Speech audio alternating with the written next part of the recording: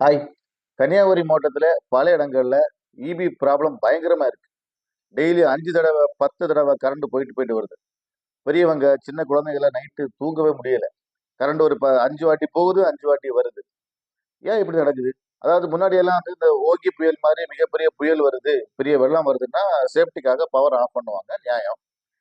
இது இப்ப என்னன்னா, சின்ன காத்தடிச்சாலே, மழை வர மாரி லேட்டா மேகம் கருத்தாலே போதும் பவர் ஆஃப் ஆகுது. அ இது இது என்ன காரணம்னு புரிய மாட்டேங்குது. கொஞ்சம் கூட அது ஈபிக்கு கெப்பாசிட்டி இல்லையா? ஈபில உள்ள அந்த கொ ப்ரோ ப அதிகமா ஃபீஸ் போகுது, அதிகமா கம்ப்ளைண்ட் வருதுன்னா, அது என்ன நடக்குது ஈபிக்குள்ளன்னு புரியல. என்ன இருந்தாலும் ஒரு லிமிட் இருக்கு இல்லையா? ஸோ ஒரு நாளைக்கு 5 தடவ கட் ஆகுது, பவர் கட் ஆகி வருது. நேத்தெல்லாம் பார்த்தீங்கன்னா, ஒரு நாள் ஃபுல்லா வந்து வோல்டேஜே கிடையாது. ஸோ இது எப்படி மெயின்டெயின் பண்றாங்க? இது ஈபியுடைய பிரச்சனையா? இல்ல ஈபி இது ஒரு சின்ன காத்துக்கு கூட தாங்க மாட்டேங்குது நம்ம பவரு. இது எப்படின்னு புரிஞ்சுக்க முடியல.